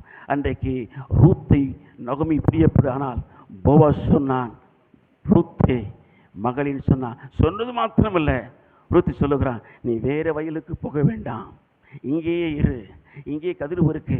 உங்களுக்கெல்லாம் தெரிந்திருக்கும், ஊரில் வயல் அறுக்கச்சில கதிர் அறுக்கிறவங்களுக்கு மரியாதை உண்டு. உங்களுக்கு தெரிந்தது தான். கதிர் அறுப்பாங்க, அவங்களுக்கு மரியாதை உண்டு. கதிர் அடிப்பாங்க, அவங்களுக்கு மரியாதை உண்டு, கண்ணியம் உண்டு. கதிர் சுமப்பாங்க, அவங்களுக்கு மரியாதை உண்டு, கண்ணியம். ஆனால் கதிர் பொறுக்கிறவங்களுக்கு மரியாதை கிடையாதுயா. தெரியுமா உங்களுக்கு? கதிர் பொறுக்கிறவங்க ஓடிக்கொண்டே இருப்பாங்க. இந்த வயலில் பொறுக்குவாங்க, எஜமான் வந்துடுவான், அடுத்த வயலுக்கு போவான். அடுத்த வயலில் பொறுக்குவாங்க, எஜமான் வந்துடுவான், அதுக்கு அடுத்த வயலுக்கு போவான். ரூத் அந்த வேலை நான் செய்கிறாயா. நான் போவாஸ் சொல்கிறான், நீ வேறு வயலுக்கு போக வேண்டாயா, வேறு வயலுக்கு போக வேண்டாம், இங்கே இரு. வேலைக்காரன் சொல்கிறான், அவளுக்கு எங்கள் பாதுகாப்பு கொடுங்க. அதோடு நிறுத்தி விடவில்லை, சொல்கிறான், அங்கேயும் அவனுக்கு ஆகாரம் கொடுக்குறான், அப்பம் கொடுக்குறான், காடி கொடுக்குறான், தண்ணீர் கொடுக்குறான், எல்லாம் கொடுக்குறான். அந்த கருமையானவர்களே, மாமியா கொடுக்கலையா? தேசத்தில் அன்றைக்கு ரூத்து யாருக்காவது தெரியும் இருக்கிறது இல்லைங்களா? சொல்லுகிறேன், ரூத்துக்கு கர்த்தர் தவிர யாரையும் தெரியாதையா. கர்த்தர் தெரியும், தன்னை பிடிக்காத மாமியாரை தெரியும், 2 பேரும் தெரியுமையா. மாமியார் பிடிக்கல, கர்த்தர் தெரியும். இந்த உலகத்தில் உதவி செய்கிறதற்கு ஒரு திறமை இல்லைன்னு சொன்னால் நீங்கள் பாக்கியவானுங்களையா, நீங்கள் பாக்கியவான்கள், நீங்கள் பாக்கியவாட்டி. உங்களுக்கு இந்த உலகத்தில் கர்த்தரையும் மாத்திரம் தெரிந்திருந்தால், ஏன் தெரியுமா, நீங்கள் கர்த்தரையே தேடுவீர்கள். அன்றைக்கு ரூத்துக்கு உலகத்தில் யாரையும் தெரியலையே, கர்த்தரை தெரிந்தது. கர்த்தர் அவளுக்கு ஒரு சகாயத்தை கொடுத்தார், சந்தர்ப்பத்தை கொடுத்தார். எந்த வயலிலே கதிர் பறிக்கினாலோ அதே வயலிலே அவளுக்கு பாதுகாப்பு கிடைத்தது. ஆனால் நன்றாக கவனிக்க வேண்டும், ரூத்துக்கு அந்த பாதுகாப்பு போதுமானதில்லை, ரூத்துக்கு அந்த அப்பம் போதுமானதல்ல, காடி போதுமானதல்ல. ரூத்துக்கு தேவை போவாஸ் கொடுத்த ஆகாரம் இல்லையா, ரூத்துக்கு தேவை போவாஸ், ரூத்துக்கு தேவை போவாசையா. இன்றைக்கும் கர்த்தர் நமக்கு அநேக ஆசீர்வாதங்களை கொடுத்திருக்கிறார், பிள்ளைகளை கொடுத்திருக்கிறார், உடம்புகளை கொடுத்திருக்கிறார், வீடுகளை கொடுத்திருக்கிறார், வசதியை கொடுத்திருக்கிறார், ஊழியங்களை கொடுத்திருக்கிறார். நான் எல்லோரையும் பெற்றுக்கொண்டு நாம் கர்த்தரை மறந்து விடுகிறோம். கர்த்தர் கொடுத்த வீடு மட்டுமல்ல, கர்த்தர் கொடுத்த வீடு தான், கர்த்தர் கொடுத்த பிள்ளைகள் தான், கர்த்தர் கொடுத்த வருமானம் தான், கர்த்தர் கொடுத்த ஆசீர்வாதம் தான், எல்லாம் கர்த்தர் கொடுத்து தான். இன்றைய சமுதாயம், இன்றைய கிறிஸ்தவ கர்த்தரிடத்திலிருந்து பெற்றுக்கொண்ட ஆசீர்வாதத்திலேயே மூழ்கி விடுகிறது, கர்த்தரை மறந்து விடுகிறது. கொஞ்சம் சிந்தித்து பாருங்க. அன்றைக்கு ரூத்து மாத்திரம் போவாஸ் வேணும்னு சொல்லி, போவாஸ் தூங்கி கொண்டிருக்கிறீர்களே, அவன் படுத்து கொண்டிருக்கிறே, அவன் காடையிலே படுத்துக்கொண்டு உன்னுடைய போர்வையை விரின்னு சொல்லலன்னு சொன்னாக்கி, போவாஸை அவள் தேடல் சொன்னாக்கி, போவாஸிலே அன்றைக்கு ரூத்து, அன்றைக்கு அந்த பெத்லேம் தேசத்திலே ஒரு அடிமையாக செத்து மடிந்திருப்பாள். நீங்களும் நானும் ரூத்தை அறிந்திருக்க மாட்டோம் ஐயா. ரூத்தை பற்றி ஒரு புத்தகம் எழுதியிருக்க மாட்டாது. ஒருவேளை மீண்டும் சொல்கிறேன், ரூத் போவாஸ் கொடுத்த ஆசீர்வாதத்தை நம்பி அது போதும் என்று நிறுத்தியிருந்தால் ரூத் ஒரு அடிமை வாழ்ந்து செத்திருப்பாள். நீங்களும் நானும் ஒருவேளை கர்த்தர் கொடுத்த ஆசீர்வாதத்தை மாத்திரம் நம்பி அது போதும் என்று நீங்களும் நான் நினைத்திருந்தால், அன்றைக்கு ரூத்து நினையாத காரணத்தினாலே ரூத்துடைய பெயர் அன்றை கிறிஸ்துவனுடைய முதலாவது அந்த பட்டியலிலே வந்துவிட்டது. மத்தேயு சுவிசேஷம் 1ஆம் அதிகாரத்திலே ரூத்துடைய பெயர் இருக்கிறது. ஏன் தெரியுமா? ரூத்துக்கு தேவை போவாஸ். இயேசு கிறிஸ்துவனுடைய 2ஆம் வருகையிலே உங்களுடைய பெயரும் என்னுடைய பெயரும் அந்த புத்தகத்தில் எழுதப்பட வேண்டுமானால் நமக்கு தேவை கிறிஸ்து. எத்தனை பேர் கிறிஸ்துவை தேடுகிறோம்? இந்த உலகம் முழுவதும் கிறிஸ்து கொடுத்த ஆசீர்வாதத்தையே தேடி கழிக்கிறது. கிறிஸ்து கொடுத்த ஐஸ்வர்யத்தை நம்பி வாழுகிறது. கிறிஸ்துவை தேடலையா? எத்தனை பேர் சொல்ல முடியும் கிறிஸ்துவை தேடுகிறோம் என்று? ஆனால் அன்றைக்கு இந்த ரூத்து அன்றைக்கு போவாஸை வேண்டுமென்று சேர்த்து கொண்டாள். போவாஸுடைய காலடியிலே படுத்து கிடக்கிறாள். போவாஸ் ராத்திரியிலே விழித்து விடுகிறான். யாரென்று கேட்கிறான். இவள் சொல்லுகிறாள், உம்முடைய போர்வையை விரியும் என்று சொல்லுகின்றாள். போர்வை என்பதற்கு மூலத்திலே செட்டை என்று பொருளியா? செட்டை, உம்முடைய செட்டைகளை விரியும். உன்னதமானுடைய செட்டைகளின் மறைவிலே நீங்களும் நானும் வாழுகிறோம். அந்த செட்டைகளை விரியும் என்று சொல்லுகிறாள். ரூத்து படுத்துக் கொள்ளுகிறாள். காலையிலே சொல்லுகிறான், நான் வேண்டியதை செய்கிறேன்னு சொன்ன பொழுது ரூத்து போகிற பொழுது, நீ வெறுமையாக போக வேண்டாம், நீ வெறுமையாக போக வேண்டாம்னு சொல்லி ரூத்துடைய அந்த அந்த அவளுடைய மடியிலே 6 படி வார்க்கோதுமை போடுகிறான். ஏதாவது புரிகிறதா? எடுத்து வாசியுங்கள். ரூத்தின் புத்தகம் 1ஆம் அதிகாரம் வசனம் 21. நான் நிறைவுள்ளவளாய் போனேன், போதும் கர்த்தர் என்னை வெறுமையாக வரப்பண்ணினார். சொன்னது யார் சொல்றாள் தெரியுமா? நகோமி சொல்லுகிறாள், நான் நிறைவுள்ளவளாய் போனேன், நான் நிறைவுள்ளவளாய் போனேன், கர்த்தர் என்னை வெறுமை அனுப்ப சொல்லுகிறாள். இது எதை குறிக்கிறது? ரூத்து நகோமி ஆண்டை விட்டு விலகி போகிறாள், ஆண்டுடைய பர்வத்தை விட்டு விலகி போகிறாள். விலகி போன்ற நகோமி சொல்லுகின்ற வார்த்தை, நான் நிறைவுள்ளவளாய் போனேன், ஆனால் வெறுமையாய் வந்தேன். அடுத்த வசனம் வாசியுங்கள். ரூத்து 3ஆம் அதிகாரம் 17ஆம் வசனம். 3:17. நீ மாமியார் அண்டைக்கு வெறுமையாக போக வேண்டாயா? புரியுது உங்களுக்கு? கர்த்தரை விட்டு விலகி செல்கின்ற பொழுது வெறுமை, கர்த்தரை விட்டு தூரம் போகின்ற வெறுமை.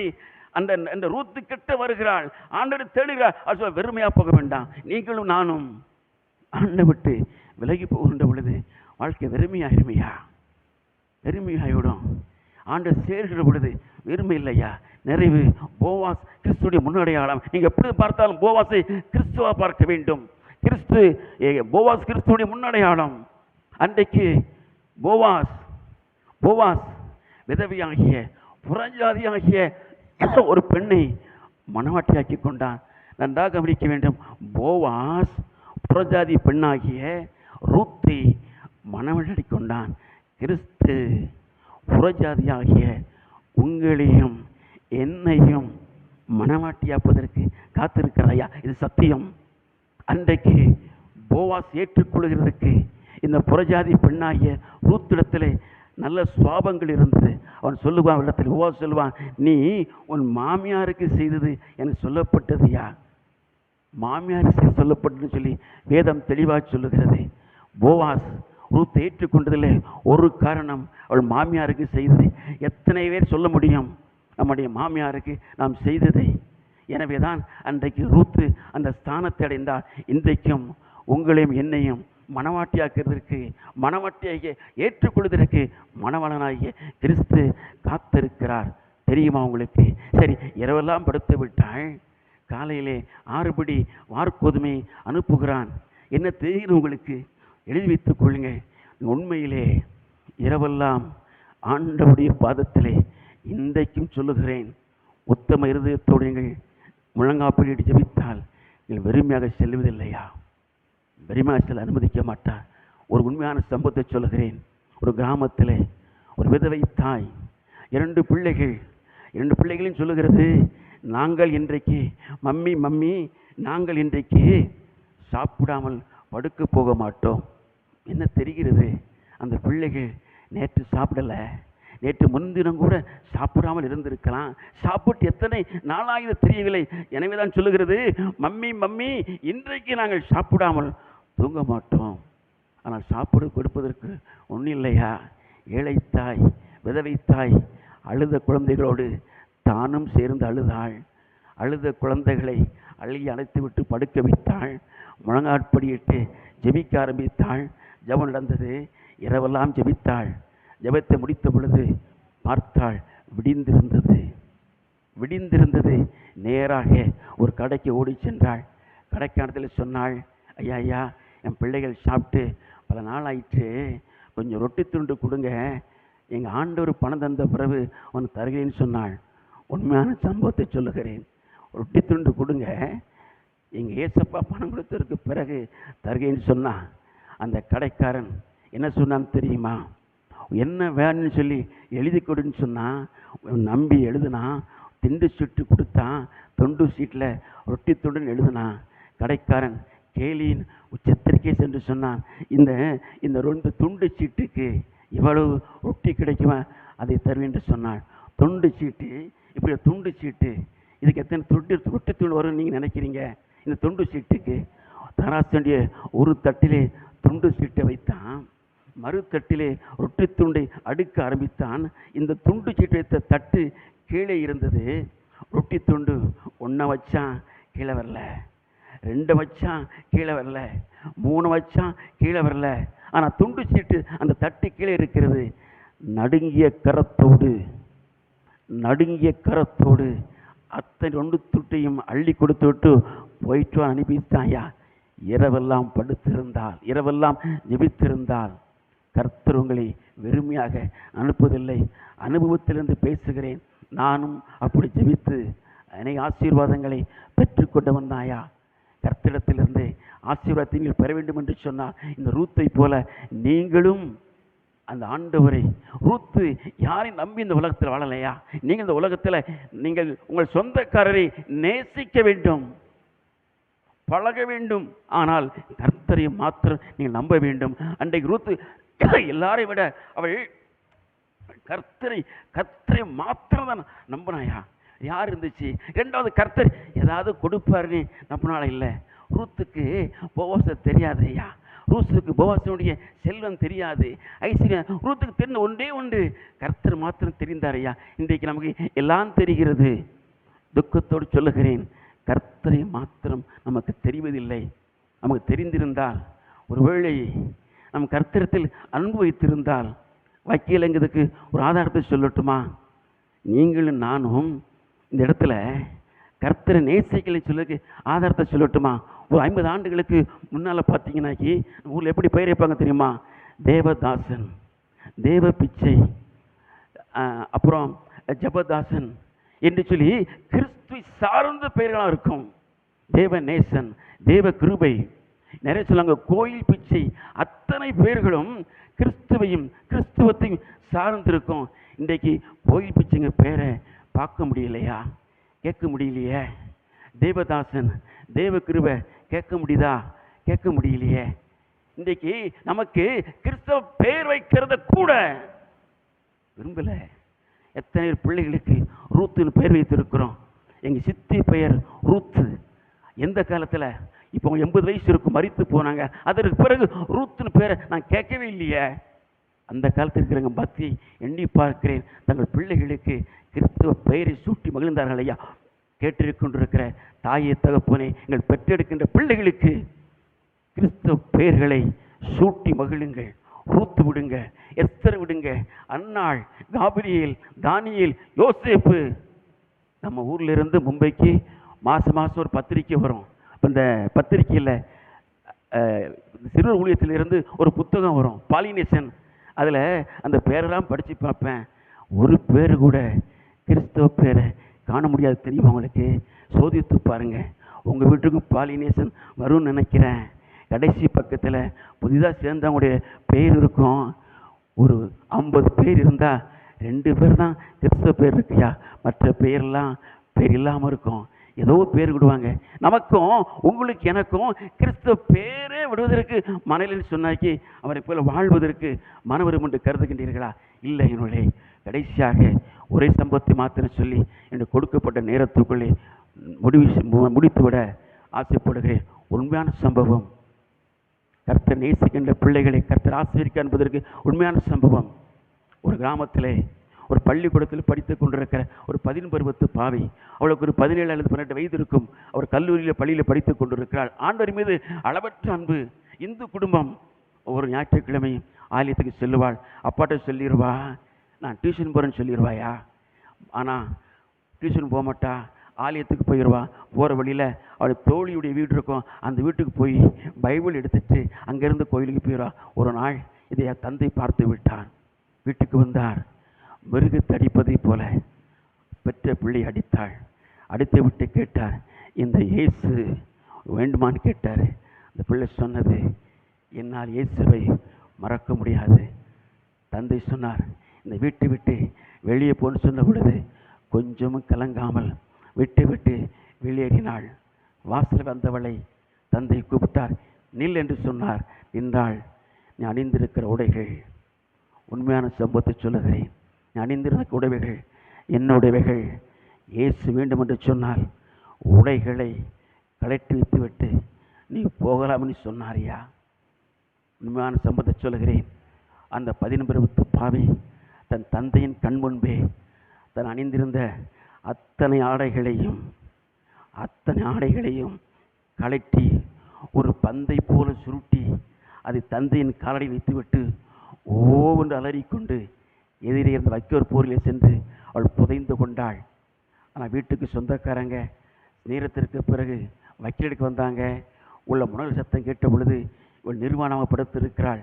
அவள் எடுத்து பக்கத்து வீட்டுக்காரங்க அவங்க ஆடைகளை, அவங்களுடைய சேலையை, அவங்களுடைய துணிகளை கொடுத்து அவளை உடுக்க சொன்னாங்க. உடுத்து விட்டு சொன்னாங்க, ஏன் இப்படி பண்ணுறா? அவங்க அப்பாட்ட பேசுகிறேன் சொன்ன பொழுது இல்லை முடியாதுன்னு சொன்ன பொழுது அவளை சென்னைக்கு அந்த குடும்பத்தினர் பஸ் ஏற்றி வைத்தார்கள். சென்னைக்கு சென்றாள். ஒரு அலுவலகமாக சென்று கதவுகளை தட்டினாள். ஒரு அலுவலகத்திலே கதவு திறந்தது. அங்கே வேலைக்கு சேர்ந்தாள். சாதாரண வேலைதான், கொஞ்சம் சம்பளம்தான் வேலை செய்தாள். ஒரு நாள் அந்த கிறிஸ்துவ நிறுவனத்திற்கு கனடாவில் இருந்த ஒரு ஊழியக்காரர், ஒரு பாஸ்டர் வந்திருந்தார், கனடாவை சேர்ந்தவர். இந்த பெண்ணை அந்த ஊழியக்காரத்தில் யாரென்று கேட்டார். எதற்கென்று கேட்டார். கர்த்தர் சொல்லுகிறார், இந்த பெண்ணை நீ மணந்து கொள். சொன்னது கனடா பாஸ்டர். இந்த பாஸ்டர் சொன்னார், நீ நினைக்க மாதிரி அவள் படிக்கலை, அவள் பணக்காரி இல்லை, அவள் அழகு இல்லை, நீ அவளை போய் கெட்ட போயின்னு சொல்லி இந்த உள்ளூர் பாஸ்டர் சொன்னார். அவர் சொன்னார், அழகில்லாமல் இருக்கலாம், அந்தஸ்து இல்லாமல் இருக்கலாம், ஆஸ்தி இல்லாமல் இருக்கலாம், இயேசு சொல்லிவிட்டார், கர்த்தர் சொல்லிவிட்டார். அந்த பெண்ணை எனக்கு நீங்கள் முடித்து சொன்ன பொழுது அந்த பெண்ணை முடித்து வைத்தார்கள். இன்றைக்கு அந்த பெண் கனடாவிலே ஒரு பாஸ்டருக்கு மனைவியாக ஊழியம் செய்து கொண்டிருக்கிறாள். வேதம் சொல்லுகிறது, என்னை கனம் பண்ணுகிறவனை நான் கனம் பண்ணுவா. அன்றைக்கு ரூத் கர்த்தரை கனம் பண்ணினார். கர்த்தர் ரூத்தை கனம் பண்ணினார். கண்களை மூடி ஜெபம் செய்வோம். எங்களை நேசிக்கிற எங்களுடைய பரிசுத்தமுள்ள பிதாவே, ஆண்டவரே, நீ சொன்னவைகளை ஆண்டவரே உம்முடைய பாதத்திலிருந்து நான் கற்றுக்கொண்டவைகளையும் ஆண்டவரை பெற்றுக்கொண்டு மாத்திரம் சொல்லியிருக்கிறேன். ஆண்டவரே சுவாமி, நாங்கள் ரொம்ப விலகி போனோம் ஆண்டவரே, தூரம் சென்று விட்டோம் ஆண்டவரே. எங்கள் பிள்ளைகளுக்கு கூட ஆண்டவரே, எங்களுடைய பிள்ளைகளுக்கு கூட ஆண்டவரே, உம்முடைய பிள்ளைகளுடைய பெயர்களை சூட்டுவதற்கு ஆண்டவரே நாங்கள் மனமற்று நாங்கள் போய்விட்டோம் சுவாமி. எங்களை மாற்றும்படி ஜெபிக்கிறோம் சுவாமி. ரூத்தை போல் ஆண்டவரே எங்கள் சபையில் ஆண்டவரே பிள்ளைகள் எழும்புவதற்கு கிருபை செய்யும் ஆண்டவரே. ரூத்தை போல் ஆண்டவரே மாமியாரை நேசிக்கின்ற சுபாவத்தை ஆண்டவரே எங்கள் பிள்ளைகளுக்கு தரும்படி அடிமை ஜெபிக்கிறேன் சுவாமி. ரூத்தை போல் ஆண்டவரே இந்த உலகத்தினுடைய செல்வத்தின் மீது, ஆஸ்தியின் மீது நாங்கள் கண் வைக்காதபடி ஆண்டவரே, அன்னை ரூத் போவாசை நேசித்ததை போல, போவாசை வேண்டும் என்று சொன்னதை போல ஆண்டவரே நாங்களும் இந்த உலகத்துடைய சம்பத்துகளோடு நாங்கள் சம்பந்தம் வைக்காமல் ஆண்டவரே கிறிஸ்து வேண்டும் என்று சொல்லிவிட ஆண்டவரே, கிறிஸ்துவுக்காக வாழ்ந்து முடித்து விட ஆண்டவரே, உதவிச்சியும் ஆண்டவரே, ஏசுவின் ஜெபிக்கிறேன் நல்ல பிதாவே.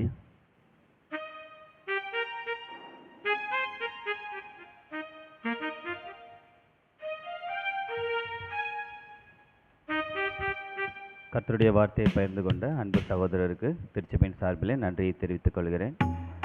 மறுபடியுமாக திருச்சபையார் யாவரும் எழுந்திருந்து நம்மையும் நம்முடைய காணிக்கைகளையும் படைக்கும்படியாக கீதங்களும் கீர்த்தனைகளும் 388வது பாடல் பாடுவோம். எங்கும் புகழ் இயேசுராஜனுக்கே. கீதங்களும் கீர்த்தனைகளும் 388வது பாடல்.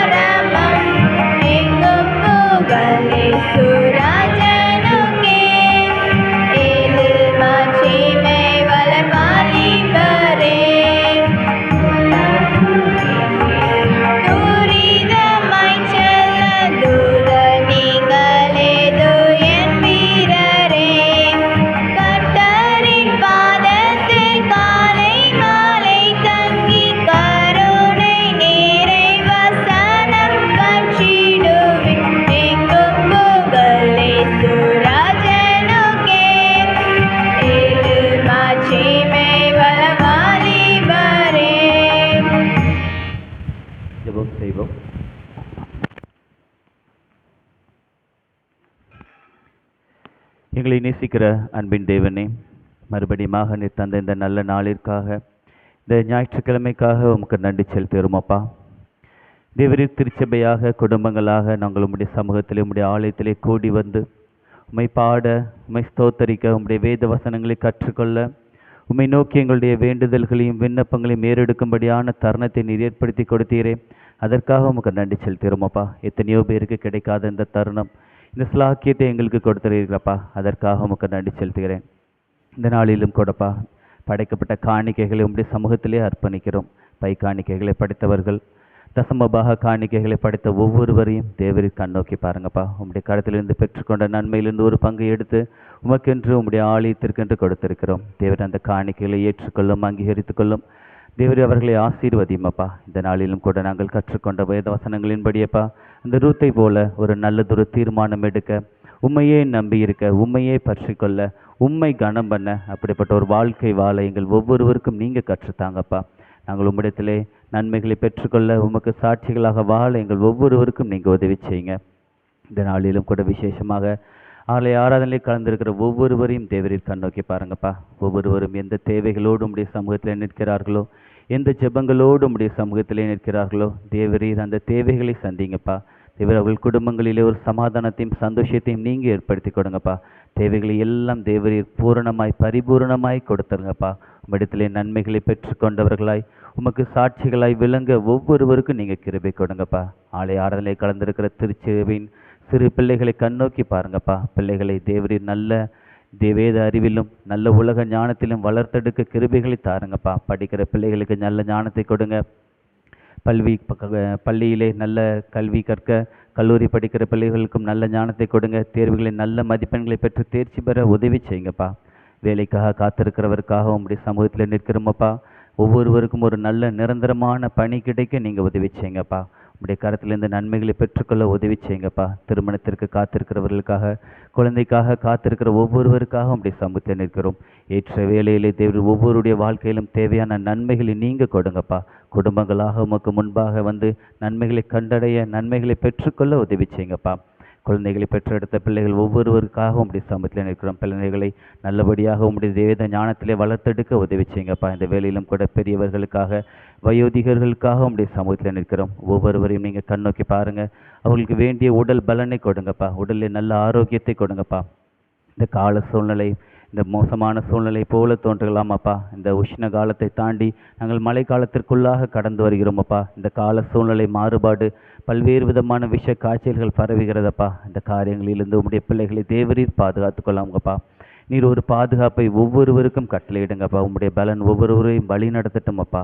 இந்த நாளிலும் கூட ஆலயத்திலே கலந்து கொண்ட ஒவ்வொருவரும் உங்களுடைய வார்த்தைகளை பெற்றுக்கொண்ட ஒவ்வொருவர்களும் அந்த வார்த்தைகளை கடைபிடிக்க, அதன்படி வாழ ஒவ்வொருவருக்கும் உதவி செய்யுங்கப்பா. இந்த திருச்சபையில் நடக்கிற ஊழியங்களுக்காக உங்களுடைய சமூகத்தில் ஜெபிக்கிறோம். பெண்கள் ஊழியங்கள், ஆண்கள் ஊழியங்கள், வாலிபர் ஊழியங்கள், பாடல் ஊழியங்கள், சிறு குழந்தைகளுடைய ஊழியங்கள் எல்லாவற்றையும் நீங்கள் ஆசீர்வதிங்கப்பா. ஊழியத்திலே பங்கு பெறுகிற ஒவ்வொருவருக்கும் தேவையான ஞானத்தை நீங்கள் கொடுங்கப்பா. ஒவ்வொருவரும் உங்களுடைய நாமத்தை மகிமைப்படுத்தத்தக்க கிருபைகளை ஏற்படுத்தி கொடுங்கப்பா. எங்கள் சீக்கிரத்தில் நடைபெறுகிற ஊழியங்களுக்காக, எங்களுடைய திருமண்டலத்திலே நடைபெறுகிற ஒவ்வொரு ஊழியங்களுக்காக உங்களுடைய செயலகத்திலே நிற்கிறோமப்பா. தேவர் ஒவ்வொரு ஊழியர்களையும் நீங்கள் கண்ணோக்கி பாருங்கள். ஊழியர்கள் ஒவ்வொரு உங்களுடைய நாமத்திற்கு மகிமையாக, உங்களுடைய நாமத்தை எடுத்து உரைக்கிறவர்களாக வாழ, அதன்படி சரியான காரியங்களை போதிக்க ஒவ்வொருவருக்கும் நல்ல ஞானத்தை கொடுங்கப்பா. ஒவ்வொருவரும் உமக்கென்று வாழ உதவி செய்யுங்கப்பா. உலக பிரகாரமான காரியங்களை ஒதுக்கிவிட்டு உமக்கென்று உமக்காக ஓட உதவி செய்யுங்கப்பா. வருகிற வாரத்தில் நாங்கள் செய்ய போகிற இந்த பிரதிஷ்டை நாளிலே நடக்கப் போகிற சிறப்பான ஆராதனைக்காக உங்களுடைய சமூகத்திலே ஜெபிக்கிறோமப்பா. அந்த பிரதிஷ்டை நாளிலே நாங்கள் நீங்கள் திருச்சபையை நினைவு கூற, எங்களுடைய முன்னோர்களை நினைவு கூற, அவர்கள் என்னென்ன கஷ்டங்களுக்கு மத்தியிலே, பாடுகளுக்கு மத்தியில் இந்த திருச்சபைகள் உருவாக்கினார்களோ அந்த காரியங்களை நாங்கள் நினைவு கூர்ந்தவர்களாக, அவர்களால் எங்களுக்கு கொடுக்கப்பட்ட, தேவனே எங்களுக்கு கொடுத்த இந்த ஆலயத்திற்காக உமக்கு நன்றி செலுத்துகிறவர்களாக ஆலய ஆராதனையில் ஒவ்வொருவரும் வந்து கலந்து கொள்ளுமப்பா. அப்படிப்பட்ட கிருபைகள் எங்கள் திருச்சபையின் பிள்ளைகள் ஒவ்வொருவருக்கும் நீங்கள் ஏற்படுத்தாங்க. சுவிசேஷ வாரத்திற்காக உங்களுடைய சமூகத்தில் நிற்கிறோமப்பா. சுவிசேஷம் அறிவிக்கிற பணி கர்த்தருடைய பிள்ளைகளாகிய ஒவ்வொருவருடைய பணியப்பா. சீஷர்கள் ஒவ்வொருவருக்கும் தேவர் கொடுத்த கட்டளையப்பா. அந்த கட்டளையை நாங்கள் கடைபிடிக்க, உங்களுடைய சுவிசேஷத்தை அறிவிக்க நாங்கள் ஒவ்வொருவரும் புறப்பட்டு செல்ல எங்களுக்கு உதவி செய்யுங்கப்பா. அந்த சுவிசேஷ பணியிலே நாங்கள் ஒவ்வொருவரும் உங்களுடைய நாமத்திற்கு மகிமையாக ஒரு ஆத்மையாவது ஆதாயம் பண்ணணுமப்பா. அப்படிப்பட்ட கிருபைகளை எங்கள் ஒவ்வொருவருக்கும் நீங்கள் கொடுங்க. தொடர்ந்து குற்றாலத்துக்கு செல்ல போகிற அந்த எக்கால பண்டிகையிலும் போக்கிலும் வரத்திலும் உடைய கரம் கூட இருக்கட்டுமப்பா. ஒரு நல்ல பாதுகாப்போடு நாங்கள் திருச்சபையாக சேகரமாக, ஒற்றுமையாக, சந்தோஷமாக சென்று வர எங்கள் ஒவ்வொருவருக்கும் நீங்கள் அருள் புரியுங்கப்பா. உங்களுடைய கிருபை எங்களோடு கூட இருக்கட்டும். நாங்கள் கேட்டும் கேளாதுமான எல்லா நன்மைகளும் நீங்கள் எங்களுக்கு கொடுங்கப்பா. வருகிற வாழ முழுவதும் தேவர் எங்களை பாதுகாத்து கொள்ளுங்க. உங்களுடைய கரம் எங்களை வழி நடத்தட்டுமாப்பா. மீதியான ஒவ்வொரு நேரத்தையும் நீங்கள் பொறுப்படுத்திக் கொள்ளுங்க, வழி நடத்துங்க, ஆசீர்வதிங்க. மீட்பர் இயேசுவின் மூலம் ஜெபிக்கிறோம் எங்கள் ஜீவனுள்ள நல்ல பிதாவே. தெய்வ ஆசீர்வாதத்தோடே அடியாரை அழைப்போம்.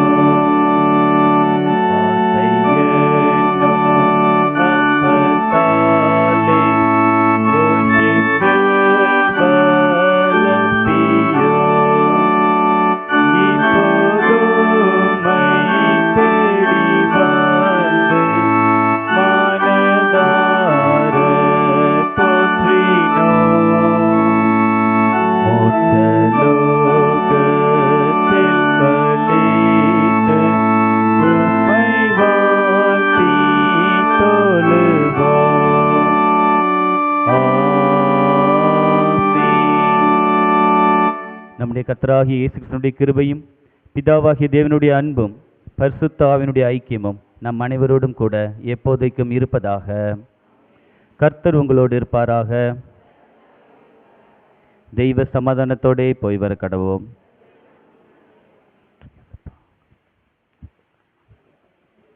ஏல பொருட்கள் இருக்கிறது. திருச்சபையின் பிள்ளைகள் இருந்து ஏலம் எடுத்து செல்லும்படி அன்போடு கேட்டுக்கொள்கிறேன். அதே போல ஆண்கள் யாவரும் தயவு செய்து அமர்ந்து